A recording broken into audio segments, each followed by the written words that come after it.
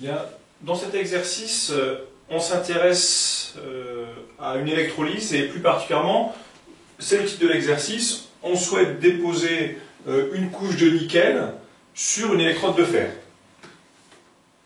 Donc, il est clair que ce qu'on veut, ce sera important pour les réactions qui pourront avoir lieu, c'est ceci.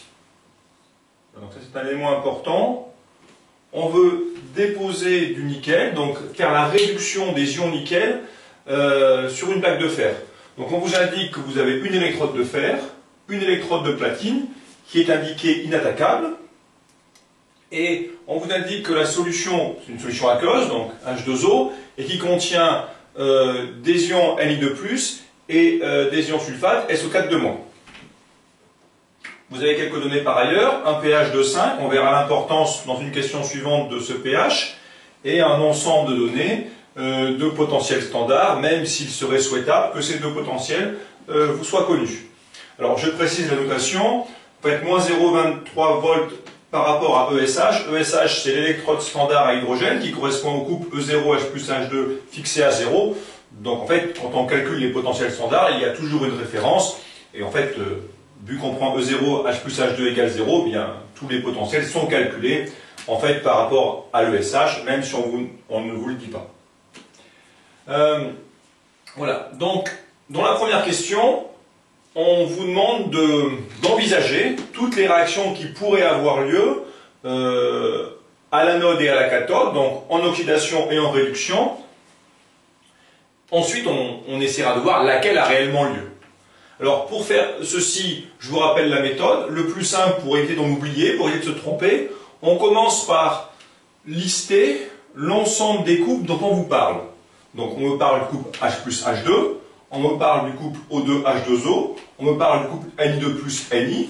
Donc c'est ces trois entités que j'ai représentées ici.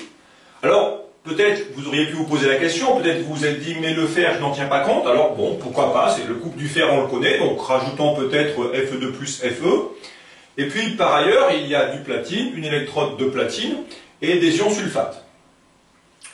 Alors il y a trois cas qu'on ne va pas considérer, j'explique pourquoi. Le platine, on vous indique que l'électrode est inattaquable. Donc ça veut dire que le platine ne va pas être oxydé et il va simplement permettre le passage des électrons. Donc on ne va pas considérer de réaction avec le platine. Alors pour les ions sulfate, c'est peut-être moins clair, mais vous n'avez aucune information. Donc souvent on vous dira que les ions sulfate sont électro-inactifs, mais si vous n'avez aucune information, bien, finalement, vous regardez le sujet, mais il est sans doute probable que cette espèce-là est simplement le contre-ion dans la solution, mais n'intervient pas en réaction d'oxydoréduction. Alors, où c'est plus délicat, c'est pour le faire, mais je vais y revenir dans un instant. Donc je vous rappelle ensuite la méthode. Une fois que vous avez listé les couples présents, dont on vous parle d'au moins une espèce, identifiez bien les espèces réellement présentes. Parce que dans le couple O2H2O, on ne vous parle que de H2O. Alors certes, vous pourriez dire, oui, bon, il y a du dioxygène dans l'air, peut-être qu'un peu de dioxygène passe dans l'eau, mais on ne vous explique pas qu'on est en train de... Voilà, c'était pas ça l'exercice, on n'est pas en train de vous dire, voilà, on injecte du O2, d'accord, on prend une solution très aérée, on injecte du O2 dans la solution. Donc on ne vous en parle pas. Donc vous n'avez pas à le considérer. De la même façon, dans le couple H plus H2, bien, je considère H+, parce que le pH est plutôt acide, mais je ne fais pas intervenir H2. Nulle part, on vous parle du dihydrogène. Pareil pour Ni2 plus Ni, on me parle des ions nickel 2 en solution, mais on ne me parle pas du nickel solide. Voilà, pareil, je n'ai pas d'ion fer 2 dans le système.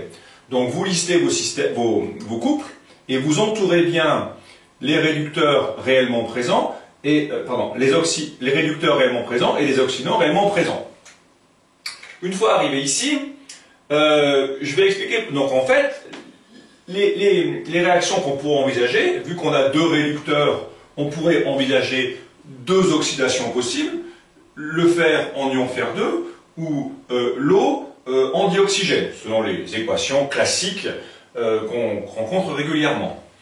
À la cathode, on pourrait envisager la réduction de deux entités soit H+, soit Ni2+. Donc H+, plus électron donne 1,5 de H2, ou Ni2+, plus 2 électrons donne Ni solide.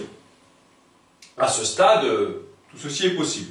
Alors maintenant, il faut essayer de comprendre pourquoi le fer ne va pas intervenir. Eh bien, en fait, le fer n'intervient pas parce que relisons l'énoncé. On veut ceci. Donc si on souhaite ceci, c'est justement que l'on veut que, au niveau du fer, il se produise une réduction. Donc si je veux qu'il se produise ceci, et ceci je vais l'imposer grâce au générateur, bien sûr, je vais forcer la réaction, je veux que les électrons arrivent ainsi. Et si les électrons arrivent ainsi, vous aurez donc cette électrode-là qui sera la cathode. Et vous aurez une réduction. Et si vous avez une réduction, vous n'aurez pas d'oxydation sur le fer. Donc, cette réaction n'est pas à considérer. Cette réaction n'a pas à être envisagée. Et ça nous guide sur la question suivante. Donc maintenant, nous avons a priori la réaction qui aura lieu en oxydation. Et nous avons encore deux possibilités pour la cathode, sachant que nous voulons privilégier celle-ci. Nous verrons comment faire tout à l'heure. Alors, on peut terminer le montage maintenant. Parce que maintenant qu'on est ici, on comprend bien que pour le générateur, si je le dessine symboliquement comme ça, avec son pôle moins et son pôle plus, il faut absolument relier le pôle moins du générateur à l'électrode de fer, de telle sorte que le pôle moins du générateur pousse les électrons, repousse les électrons et les envoie sur le fer. Et réciproquement, les électrons ici arriveront sur la plaque plus. Et le courant réel, sur le courant, serait comme ceci. Voilà.